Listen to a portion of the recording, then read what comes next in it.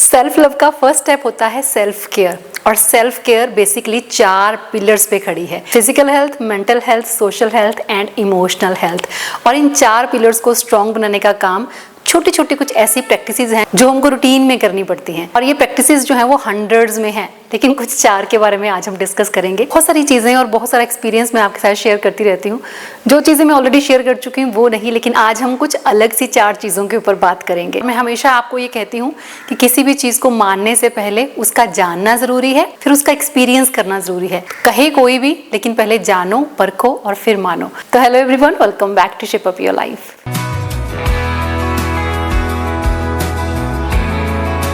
Body के बारे में जानने का काम सिर्फ डॉक्टर्स या डाइटिशियंस का नहीं होता। शरीर हमारा है तो इसकी पूरी जानकारी हमको भी होनी चाहिए कि क्या चीज़ हम खाते हैं तो वो कैसे काम करती है या क्या काम करती है। स्पेशली जब हमारी एज बढ़ती है तो बहुत सारे चेंजेस हमारी बॉडी के अंदर होते हैं, और उनमें से एक बड़ा चेंज जो आता है वो होता है इंसुलिन रेजिस्टेंस का। और इसके बारे में अच्छे से हम जान पाएं, समझ पाएं तो अकॉर्डिंगली हम चीज़ें कर सकते हैं। डायबिटीज हमें तब होती है जब हमारी बॉडी इंसुलिन को रेजिस्ट करना शुरू कर देती है। चलिए मैं आपको बहुत ही इजी वे में समझाती हूँ कि इंसुलिन रेजिस्टेंस क्या होता है। जब भी हम खाना खाते हैं, स्पेशली जब हम कार्बोहाइड्रेट रिच फूड खाते हैं, तो हमारी बॉडी में जाके ग्लूकोज में कन्वर्ट हो जाता है, और वो ग्लूकोज का सेल्स के अंदर जाना जरूरी होता है फॉर एनर्जी पर्पस। तो आप ये मान लीजिए कि हमारी बॉडी के जितने भी सेल्स हैं उनमें एक लॉक लगा होता है, और वो लॉक अपने आप ओपन नहीं होता। उसके लिए हमारा पैनक्रियास इंसुलिन रिलीज करता है, मतलब इंसुलिन को भेजता है, और इंसुलिन एक चाबी की तरह काम करता है सेल्स को ओपन करने के लिए। तो वो सेल्स को ओपन करता है, हमारी बॉडी का जो ग्लूकोज है वो सेल्स में चला जाता है, और सेल्स में जाके वो एनर्जी में कन्वर्ट हो जाता है,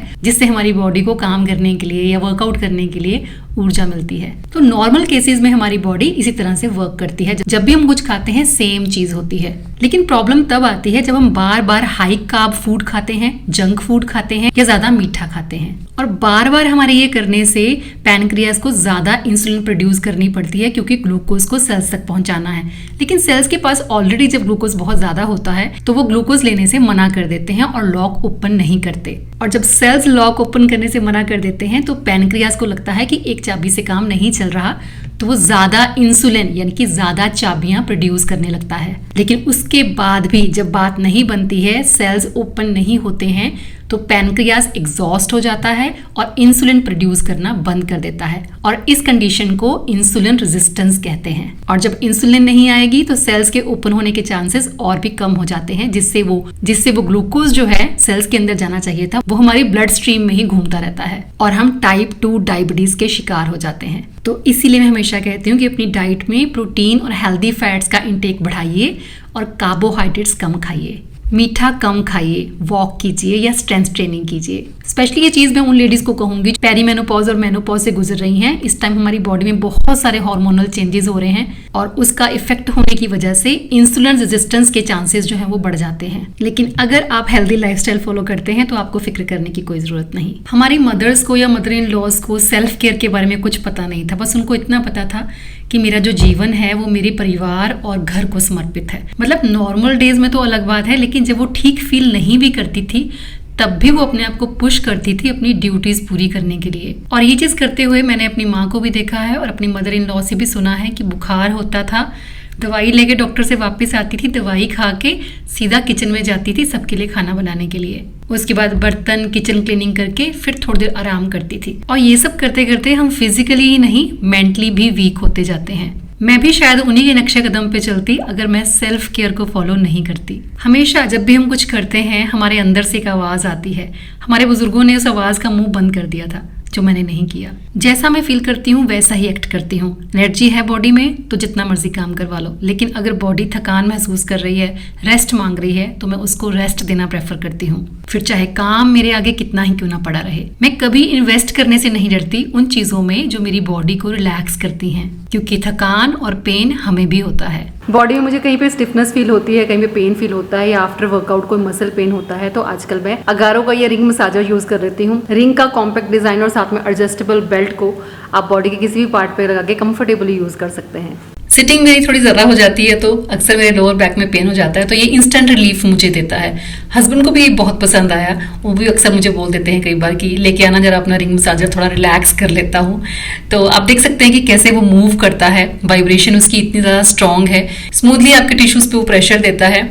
आपको बहुत रिलीफ महसूस होता है। गारो परकशन मसल रिंग मसाजर में आपको 5 लेवल्स मिलते हैं, मतलब 5 स्पीड मोड्स मिलते हैं और इसमें 3 ऑटोमेटिक प्रोग्राम्स दिए गए हैं। हर सेशन आपका 15 मिनट का होगा, 15 मिनट के बाद ये ऑटोमेटिकली शट ऑफ हो जाएगा। बेल्ट इसकी इतनी एडजस्टेबल है कि इसका वेलक्रो कहीं पे भी स्टिक हो जाता है, तो बड़े आराम से अपनी कमर के अकॉर्डिंगली, अपने बॉडी साइज के अकॉर्डिंगली आप इसको एडजस्ट कर सकते हैं। आपकी लोअर बैक में अगर आपको स्टिफनेस या पेन फील होती है, या अपर बैक में आपको पेन या स्टिफनेस फील होती है, कहीं पे भी इस बेल्ट के साथ आप इसको एडजस्ट कर सकते हैं। इवन की नेक के ऊपर आप इस तरह से इसको फोल्ड कीजिए, आगे दोनों हाथों से पकड़ लीजिए, नेक के ऊपर भी आप एक अच्छा प्रेशर फील करते हैं, जिससे अगर आपकी नेक में कहीं पेन है तो आपको काफी रिलैक्स मिलता है। बेल्ट के साथ भी या बिना बेल्ट के भी आप डिफरेंट बॉडी पार्ट्स के ऊपर, जैसे कि थाइज हैं, लेग्स हैं, आपके काफ एरिया जो होता है, मेरा काफ्स काफी पेन हो जाते हैं जब मैं वर्कआउट करती हूँ या लेग्स लगाती हूँ, तो उस टाइम पे मुझे काफी रिलीफ देता है। USB चार्जिंग केबल आपको इसके साथ मिलेगी। 1500 mAh की बैटरी है इसमें, तो रिचार्ज करके आप इसको डेली बेसिस पे बहुत ही आराम से यूज कर सकते हैं। तो उम्र के उस पड़ाव पे हैं हम अभी, जहाँ पे हमको कहीं ना कहीं बॉडी में पेन होता रहता है, तो ये आपको इंस्टेंट रिलीफ देगा। अगर आप ट्राई करना चाहते हैं तो लिंक आपको डिस्क्रिप्शन बॉक्स में मिलेगा। सेल्फ केयर का एक बहुत ही इंपॉर्टेंट पार्ट है स्किन केयर, जिसमें आता है आइस फेशियल। मुझे नहीं पता कि आप में से कितने लोग करते हैं, लेकिन आइस वाटर डंक कहते हैं इसको। इसमें कुछ सेकंड के लिए अपने फेस को ठंडे पानी में डुबोया जाता है, जिसका बेनिफिट ये होता है कि आपके फेस के ऊपर जो पफीनेस होती है वो उसको कम करता है, क्योंकि ठंडे पानी के साथ हमारी जो ब्लड वेसल्स होती हैं वो थोड़ी सी श्रिंक हो जाती हैं। और सुबह सुबह ये करने से आप एकदम से वेकअप मोड पे आ जाते हैं, आपका फेस जो है बिल्कुल फ्रेश नजर आएगा। लेकिन ये करने से पहले अपने फेस पे थोड़ा सा मॉइस्चराइजर जरूर लगा लें। और जब भी आप दिन में एक बार तैयार होती हैं, जैसे मैं ज़रूर होती हूँ एक बार, तो अपनी फेस पे आपने कुछ भी अप्लाई करने से पहले, मतलब कोई भी हल्का सा मेकअप भी अप्लाई करना है, तो उसके पहले क्लिंजर ज़रूर लगाना है। क्योंकि हमें अक्सर लगता है कि अगर कोई फेस वॉश लेकर हमने अपना फेस वॉश कर लिया है तो हमारा चेहरा बिल्कुल क्लीन हो जाएगा। बहुत ही इंटरनल जो डर्ट होती है वो निकलती है जब हम क्लिंजिंग मिल्क का इस्तेमाल करते हैं। और ये सेम चीज़ करनी होती है रात को सोने से पहले। सुबह और शाम अगर 2 टाइम अपना स्किन केयर आप करते हैं तो सिर्फ 10 ही मिनट लगते हैं। और स्किन को हाइड्रेट रखने के लिए हमेशा मॉइस्चराइजर अप्लाई करें, चाहे समर्स हो या विंटर्स हो या कोई भी वेदर हो। और वेदर कोई भी हो उसमें सनस्क्रीन मस्ट है। तो ये 3-4 चीज़ें हैं जो आपको डेली अपने फेस पे लगानी होती हैं। उसके बाद आप कुछ लगाएं ना लगाएं वो आपकी इच्छा, क्योंकि मैंने तो यही सीखा है कि चीज़ें वही मेंटेन रहती हैं जिनकी हम केयर करते हैं। दुनिया भर का ताम झाम अगर हम कर सकते हैं तो अपना स्किन केयर भी कर सकते हैं।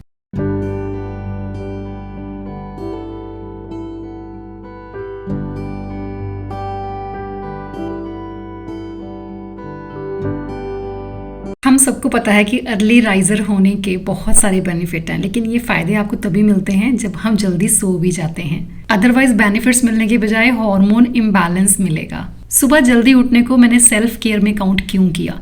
क्योंकि यही एक ऐसा वक्त है जब दुनियादारी शुरू नहीं हुई है, आपकी दौड़ शुरू नहीं हुई है। क्योंकि यही एक ऐसा वक्त है जब अपने थॉट्स को आप प्रोसेस कर पाते हैं। वो जो ट्रैफिक जाम होता है ना हमारे दिमाग में विचारों का, वो थोड़ा हम रोक पाते हैं। बहुत ही सिंपल से सवाल जिनका जवाब हमें ढूंढे नहीं मिलता, वो इस टाइम अकेले बैठने से हमें मिल जाता है। जैसे कि बहुत ही सिंपल सा ये एक सवाल कि मैं सबके लिए इतना कुछ करती हूँ, इतनी दौड़ भाग करती हूँ, फिर भी मुझे वो वैल्यू क्यों नहीं मिल पाती? और उसका बहुत ही सिंपल सा जवाब है कि आप बहुत ज़्यादा अवेलेबल हैं। ज़्यादा अवेलेबिलिटी आपकी वैल्यू को ज़ीरो कर देती है। थोड़ा सा एब्सेंट होके देखिए, वही लोग जो आपको लगता है कि आपकी केयर नहीं करते, वही आपके पीछे भागेंगे। मैं ये नहीं कह रही कि अपने पीछे भगाने के लिए आपको ये सब करना है, लेकिन खुद की सेटिस्फेक्शन के लिए किसी को ये जताना कि मेरे पास खुद के लिए करने के लिए बहुत चीजें हैं। तो अर्ली राइजर होने का बेनिफिट ये भी है कि आप अपने इमोशंस को, अपनी फीलिंग्स को रिस्पेक्ट करना सीखते हैं। आप ये सीखते हैं कि किस तरह से डिसरिस्पेक्ट टॉलरेट नहीं की जा सकती। मैं इस वक्त में अपने पिछले दिन को पूरा प्रोसेस करती हूँ। जो नए थॉट्स मेरे माइंड में आते हैं वो मैं आपके साथ शेयर करती हूँ, स्पेशली ऑन इंस्टाग्राम। मेरे इंस्टाग्राम कोट्स के थ्रू या स्टोरीज के थ्रू आपकी कई बार पूरे दिन की प्रॉब्लम भी सॉल्व हो सकती है। तो मेरे साथ हमेशा कनेक्टेड रहने के लिए you can follow me on Instagram, ID flash हो रही है। तो आप इन चारों चीज़ों में से कौन सी चीज़ें ऑलरेडी फॉलो कर रहे हैं, और अगर नहीं कर रहे हैं तो इन्हें प्रैक्टिस में लेके आइए और अपना एक्सपीरियंस मेरे साथ शेयर कीजिए। मिलूंगी नेक्स्ट वीडियो में। Till then bye bye, take care and stay healthy.